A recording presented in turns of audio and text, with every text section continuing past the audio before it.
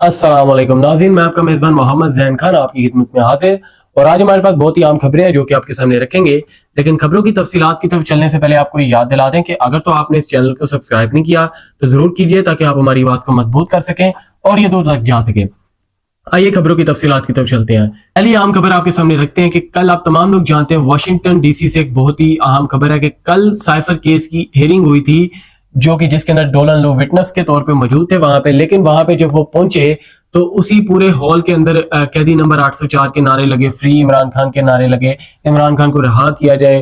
कई लोग वहां पे पेपर्स पकड़ के लाए थे जिसके ऊपर लिखा गया था कि 804 कैदी नंबर 804 फ्री इमरान खान, तमाम तरह के नारे लगे। जब साइफर केस की हियरिंग हो रही थी उसके दौरान डोलन लू साहब से जब सवालात किए गए तब उन्होंने जो उसके मुकाबले में जवाब दिया, उनका यह कहना था कि मैंने साइफर केस के अंदर किसी किस्म की कोई धमकी नहीं दी पाकिस्तान को या इमरान खान को कि किसी भी बुनियाद के ऊपर उनकी हुकूमत गिराई जाए। अब जो साइफर केस जो साइफर आया था उसके अंदर ये लिखा गया था कि इमरान खान साहब की हुकूमत को गिराया जाए। अगर तो आप नहीं गिराते तो आपको बड़ी मुश्किलों का सामना करना पड़ेगा, अगर तो आप गिरा देते हैं तो हम पाकिस्तान को माफ कर देंगे। ये इस साइफर केस के अंदर लिखा गया था। जब उनसे सवालात किए गए तो जाहिर बात है डोलन लू ने तो इनकार ही करना था। अगर तो वो हाँ कर देता तो इस हाँ की बुनियाद के अंदर उनके ऊपर भी अमेरिका के अंदर कार्रवाई होती, क्योंकि विटनेस के तौर पर इस केस के साथ वो अटैच है अमेरिका के केस के साथ। अब अगर तो एक तरफ से हम देख लें कि डोलन लू साहब कहते हैं जी मेरा साइफर से कोई ताल्लुक ही नहीं है, साइफर केस से मैंने कोई ऐसा खत नहीं लिखा, तो इस हिसाब से देखा जाए तो पाकिस्तान का एम्बेसडर कसूरवार आता है कि दो मुल्कों के अंदर उसने लड़ाई करवा दी।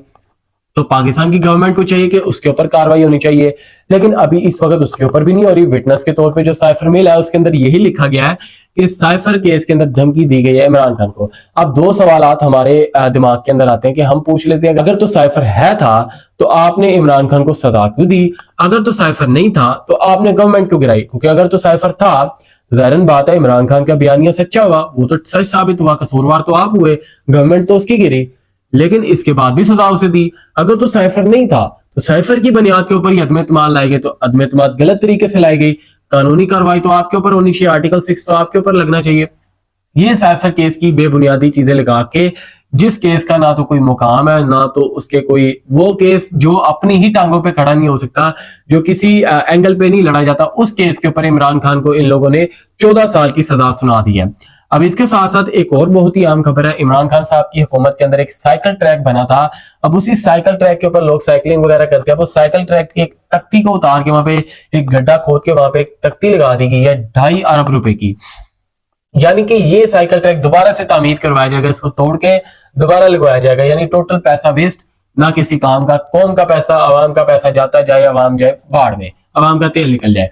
अब इसके साथ साथ एक और बहुत ही आम खबर है जो इस वक्त फात शहबाज साहब है, उन्होंने मोहसिन नकवी साहब से एक सवाल किया जिसके अंदर उन्होंने कहा कि आप फ्रंट मैन थे, आपको एफआईए ने बुलाया था, लेकिन मोहसिन नकवी साहब ने कहा कि मुझे एफआईए ने नहीं बुलाया। इसी तौर पे मोहसिन नकवी साहब वजीर है, तो मोहसिन नकवी साहब का एक झूठ भी पकड़ा गया। अब उनसे जब सवाल किए गए कि आपने ट्विटर एक्स को क्यों बंद किया, पिछले 21 दिन से ट्विटर बंद है, तो आपने क्यों किया? तो वो कहते जी मेरा इससे कोई लिंक ही नहीं है। जबकि वो इस वक्त मोहसिन नकवी साहब इस वक्त अभी वजीर बने हैं, तो ये उन्हीं के एंगल के अंदर आता है। नोटिफिकेशन आप देख सकते हैं, ये भी मोहसिन नकवी साहब का एक झूठ पकड़ा जा चुका है। इसके साथ साथ इमरान खान साहब की साफियों से गुफ्तगू हुई है जिसके अंदर उन्होंने कहा है कि मेरी जमानत को या रहाई को 6 से 7 माह और लग सकते हैं, क्योंकि अभी कई जंगें हैं जो कि लड़नी है, क्योंकि कभी भी हकीकी आजादी इमरान खान ने भी कहा था प्लेट में रख के नहीं मिलती, और आप तमाम लोगों को ही बताया था। तो बहरहाल इमरान खान जब अदालत के अंदर आए, साफियों से गुफ्तगू हुई, उसके अंदर साफियों ने जो इतला दी जो हम तक पहुंची, इमरान खान परसकून थे, कॉन्फिडेंट थे और जज्बे के साथ वो आए और टांग पे टांग रख के बैठ गए। अब वहां पे जो साफियों से गुफ्तगू हुई उसके अंदर उन्होंने कहा कि 6 से 7 माह मेरी रिहाई को लग सकते हैं, अभी मजीद ये उनका दावा है। और 6 से 7 माह के अंदर इनकी गवर्नमेंट भी गिर जाएगी। अब गवर्नमेंट कैसे गिरेगी, आप तमाम लोग सोच रहे होंगे। इस वक्त जितने इन लोगों ने कर्जे ले रखे हैं, तमाम तर चीजों के ऊपर पैसे लगा रहे हैं, पुल बना रहे हैं, जो नहीं भी जा जरूरत वहां भी पैसा लगा रहे हैं, गाड़ियों के ऊपर पैसे लग रहे हैं, टायरों के ऊपर पैसे लग रहे हैं। तो ये तमाम तर जो कर्जा लिया जा रहा है इनसे उतरना नहीं है, मुल्क डिफॉल्ट कर जाएगा। इस तरीके से इनकी गवर्नमेंट गिरेगी। मुल्क को ये आवाम का तेल निकाल देंगे, 1 से 1.5 साल के अंदर मुल्क का खून चूस लेंगे और वापस अपने बाहर के मुल्कों में चले जाएंगे। जब मुल्क के हालात ठीक होंगे तो फिर आ जाएंगे जी हम बेटी बनने आ गए, मैं माँ बनने आ गई हूँ, तो मैं जी शरीफ खानदान बनने आ गया हूँ।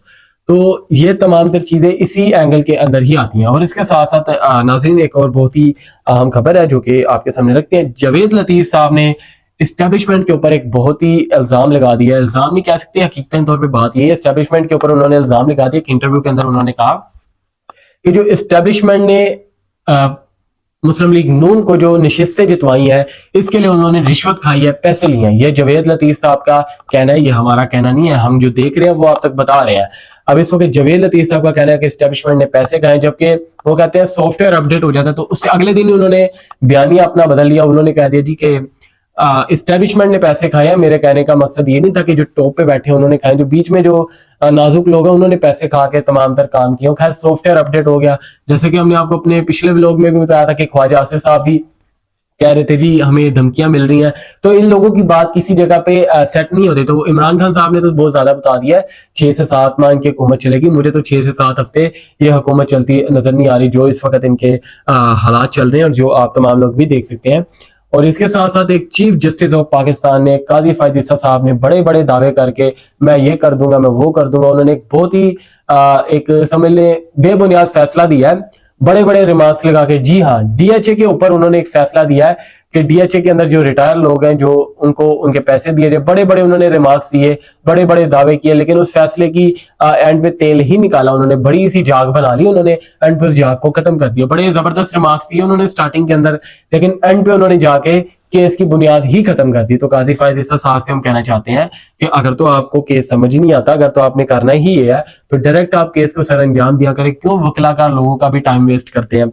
और इसके साथ साथ मोहम्मद मलिक साहब ने मकसूद मलिक साहब से एक सवाल किया है कि आप जो कोयला ले रहे हैं साहिवाल कोयला प्लांट के अंदर से, जो कोयला आपके पास आ रहा है ये इतना महंगा कैसे आ रहा है। जी हाँ, ये सवाल उन्होंने किया है और ये एक इंटरव्यू के अंदर उनसे सवाल किया कि कोयला इतना महंगा आप कहाँ से ले रहे हैं, ये किस बुनियाद पे ले रहे हैं, क्योंकि अब जहाँ पे कोयला होता है वहां पे ज़ाहिर बात है धुआं भी होता है, कालकी होती है, तो वहां पे पोल्यूशन इस वक्त साहिवाल के अंदर बहुत है, लोगों को सांस लेने में तकलीफ होती है। वहां पे जो फैक्ट्री के अराउंड बर्ड जो घर है, आबादी है, सोसाइटीज है, उनको काफी तंगी होती है इन तमाम चीजों की वजह से, जबकि साहिवाल के अंदर से तो प्लांट्स को, पौधों को तो खत्म कर दिया गया। तो ये तमाम तर चीजें इस वक्त जो मलक साहब का ये जो इंकशाफ है, इसके मुताबिक 25,000 फीट टन महंगा कोयला ये लोग खरीद रहे हैं, जिसके अंदर अब जाहिर बात है 25,000 फीट टन महंगा कोयला क्यों नहीं खरीदेंगे। अगर नहीं खरीदेंगे तो करप्शन नहीं होगी, करप्शन नहीं होगी तो टशन कैसे पूरे होंगे, गाड़ियों के 2.5 करोड़ रुपए के टायर कैसे डलेंगे। ये तमाम चीजें पूरी करने के लिए ये तमाम चीजें करना जरूरी है, ऐसा हम नहीं, ऐसा मुस्लिम लीग नून कहती है। तो इसके साथ साथ एक और आखिरी और बहुत ही आम खबर है, आर्मी मीडिया ने एक बहुत ही बड़ा दावा कर दिया। उनका यह कहना है कि इमरान खान की जो हुकूमत गिराई गई, इसके पीछे 2 वजूहात थी। पहली वजूहात जो उन्होंने अपने सामने रखी, उन्होंने ये बताया कि ईवी यानी इलेक्ट्रॉनिकल तरीके से इमरान खान वोटिंग चाहता था कि लोग ऑनलाइन तरीके से भी वोट कास्ट कर सके, घर बैठे, ना किसी किस्म की धांधली हो, ना मसला हो, वोट भी डल जाए और लोगों का वोट उनके हकदार बंदे तक भी पहुंच जाए। लेकिन ऐसा कुछ हुआ नहीं। जाहिर बात है अगर वैसे वोट डलता तो ये तो मुस्लिम लीग नून तो कहीं की रहनी ही नहीं थी, ये भी बढ़ जानी थी। और दूसरी जो वजूहात थी कि इमरान खान साहब ने ओवरसीज पाकिस्तानियों को मौका दिया था कि आप भी वोटिंग करें, ये वो चाहते थे, जबकि 90 to 95% ओवरसीज पाकिस्तानी इस वक्त इमरान खान के साथ है। आप भी देखते हैं, वाशिंगटन डीसी भी देखा आपने, IMF के दफ्तर के बाहर भी देखा, यूके के अंदर, लंदन के अंदर भी देखा, जब नवाज शरीफ के घर के बाहर उनका इस्तकबाल करते थे चोर के नारों से। तो इन तमाम चीजों को देखें तो इस वक्त ओवरसीज पाकिस्तानी एक बहुत ही स्ट्रॉन्ग पाकिस्तानी कम्युनिटी है जो कि इस वक्त इमरान खान को सपोर्ट कर रही है। और इमरान खान का दावा है कि यही ओवरसीज पाकिस्तानी पाकिस्तान को भी बचा सकते हैं। तो नाज़रीन, ये बहुत ही आम खबरें थी जो कि हमने आपके सामने रखी। यहाँ पे आप मुझे इजाजत दें। आपका मेजबान मोहम्मद जैन खान। अल्लाह हाफिज़।